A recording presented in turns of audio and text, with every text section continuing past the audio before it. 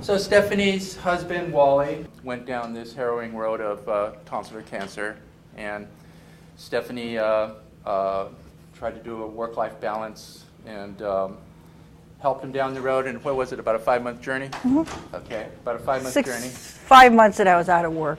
So a lot of the story, majority of the story is outpatient. There's some inpatient experience. She just so happened to be on my floor for one night, I think. So we're the host. On October 1st, our lives were turned upside down. My husband, Wally, was suspected of having throat cancer. His only symptom was a small bump on his neck. He's not a smoker and has an occasional drink. Our nightmare began as we traveled between inpatient and outpatient. Most of our story is positive, with a few bumps. For 7 months, we were consumed with illnesses, doctor's appointments, and treatments, lots of them. I knew I needed to be with him every step of the way, and this is our story. Our first step was to develop our team. Our primary doctor was Dr. Judith Blazin, who diagnosed him. She was very caring, a thorough clinician, excellent with my husband, and always looking out after our needs. I can't tell you how wonderful she was. We moved on to Dr. Bell, our oncologist, who again was out of this world, who was reassuring, knowledgeable about throat cancer, very caring, and gave us hope during our darkest time. The other team member was Dr. Christopher Jones. He works at RAS here. He is forefront of oral cancer for the last 20 years. He is tough to the point and told Wally that treatment was going to be very tough and difficult, and yes, it was. I'll start off with different areas. Insurance. We first had EPO at Sutter, and if you have a serious disease, things like PET scans and referrals take a long time. This was not acceptable, so we switched in January, and from then on, we didn't have any problem. Our first stop was Capitol Pavilion, where we had our diagnosis checked. He had to go to surgery, and they had to look down his throat and take biopsies. And Dr. Blazin was his physician, and again, she was terrific. The check-in was smooth, the staff was professional, and everything was going well, and off he went to surgery. I found out from Dr. Blazin that day that he definitely had throat cancer, and it had spread to his lymph nodes, so I was devastated. But as usual, she was helped me along, getting me to the PACU. In the PACU at Capitol Pavilion, unfortunately, I felt the only concern was to get us out of there. Being in a state of shock, my fighting reserve was down because I knew soon I was going to have to discuss his diagnosis with Wally. We left. He was very pale. He had trouble getting into the car. And on Interstate 80 at Loomis, he passed out cold. After pulling over and flattening his seat, he came to. I felt very alone and frightened. I explained my problems to the post-phone call, and the nurse appeared to be abrupt and showed little concern. I needed to go on disability, which is very foreign to me in my 29 years at Sutter. I found the disability people to be cold, not helpful, and always threatening that I may lose my job and health benefits over the course of 5 months. I am an excellent employee who never had problems with sick time or disability and always was timely in my paperwork. I am still angry on how I was treated. After all, I am a customer too. We started chemo and radiation, and we chose the infusion center in downtown Sacramento. We had the option of going to Roseville or Auburn, but from recommendations of various friends, we chose them even though it was 36 miles each way. We were terrified of starting chemo. We found the infusion center on the 3rd floor to be excellent. The nurses were knowledgeable. They practiced very safe nursing care. They explained all procedures, and they were very comforting to Wally and myself.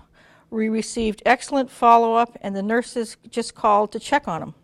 The atmosphere was clean, comfortable, and we felt very safe. It was just, we were there for a period of 3 months between the chemo and the hydration part. Then we moved on to RAS, which is the radiation, and we did that in Roseville. And again, the care was excellent. When he became very ill, our phone calls were answered appropriately, and we felt safe and well cared for. Dietary, we had some issues. Wally lost 50 pounds in 2 months. Dr. Bell had submitted 2 dietary referrals at this point, and he was still eating but very poorly. When a dietitian finally arrived at the infusion center, she was abrupt, and I heard those dreaded words, "I have been so busy and we're so short-staffed." We had no follow-up and no help. We also found that the food at the infusion center was a little unhealthy.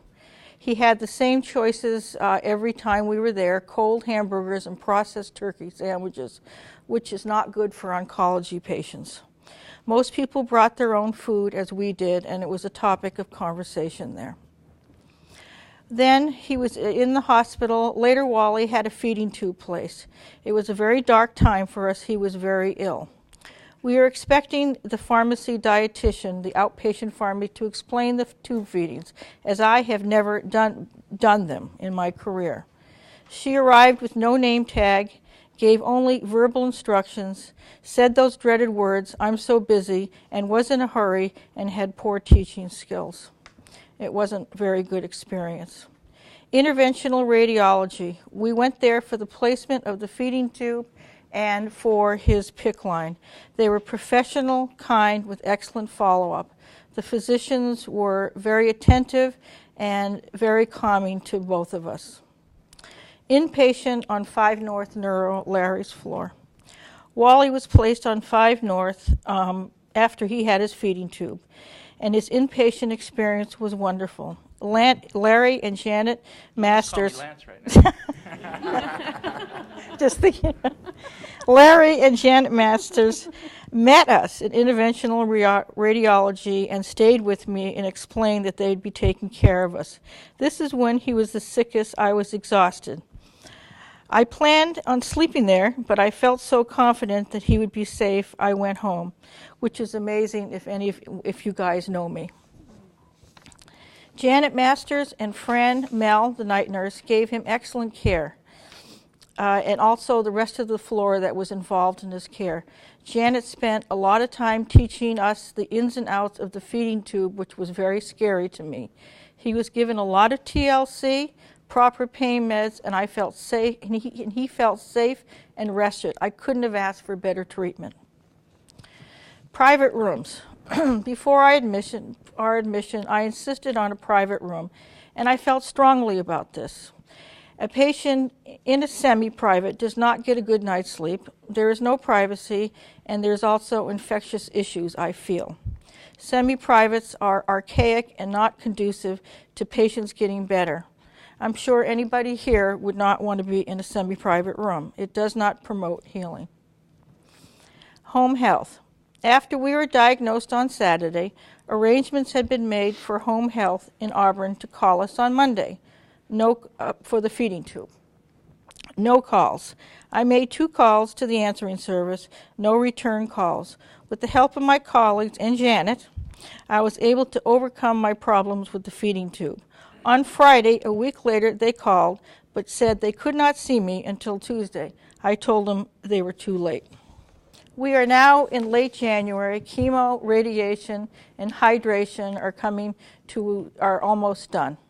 Feeding tube is in place. Wally has second-degree burns on his entire neck and throat.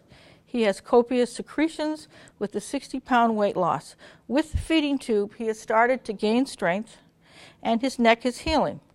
Dr. Blazin, still concerned, sent us to Dr. Mark Singer, Chief of Oral Cancer at Cal Pacific, for a second opinion.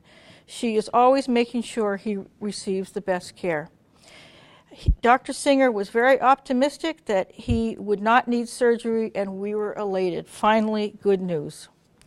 Another angel entered our life. Her name is Renee Gardner, a speech therapist at Cap Pavilion, outpatient.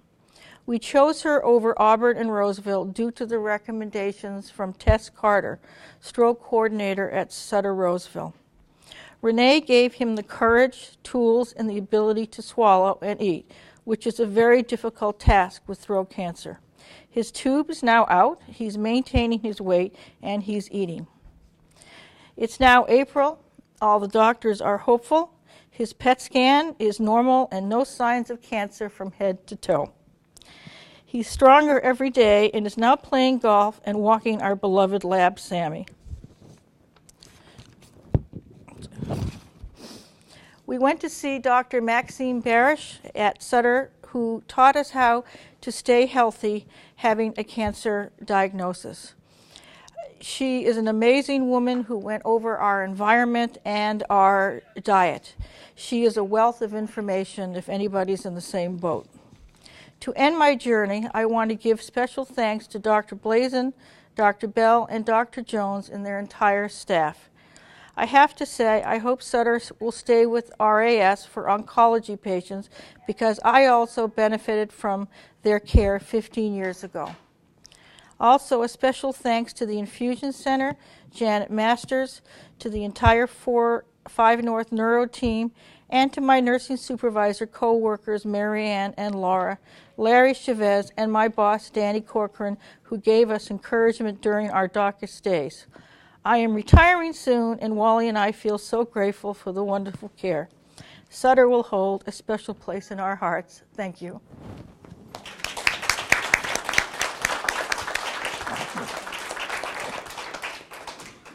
So now it's an opportunity to open it up for everybody to ask questions. Hi. My name is Jeannie Hackett. I'm the director of Catholic Pavilion. So I'm sorry that you had a bad experience in the recovery room. So I kind of. You're from where? I'm sorry. Catholic Pavilion. I'm the director of Catholic Surgery Center. But remember, I had good experience. I mean, I know. I heard yeah. that. Like Carrie said, opportunity for improvement. So I don't want this happening again to someone else because you said that you felt rushed. So could you just explain? Were they just not attentive? They were trying to get you out? Or? Well, I felt like I had to be out in an hour. And I felt it was like, oh, you're a nurse. Oh, again, I was probably the most devastating day of my life, and so I was just like this. Normally I'm pretty outspoken. And I just felt very rushed. I was going, well, he really can't sit in the chair very well. Oh, he'll be fine. He'll be fine. He's got a good blood pressure. He'll be fine. Come on, you probably want to tuck him in bed and get home. And I'm like, okay. And it was just very rushed. But the going into it wasn't rushed. And I just felt like, okay, I got to get out of here, So it was just a rushed feeling. Well, it's just not, just most of it was very good. You mentioned that they knew you were a nurse. Do you think that they were looking at you as a nurse versus a caregiver? I think Did that play into I think a little bit. I think that if they didn't know who I was, they probably would have, thought, oh, she can handle, it's she's going to watch him, Well, I could barely even stand at that point. So it was hard. And then I didn't feel, I really went, the after phone call, I spoke to the nurse, and this was back in late October, and I can't remember who I spoke to.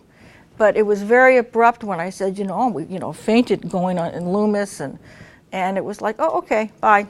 That type of, and it was a few days later.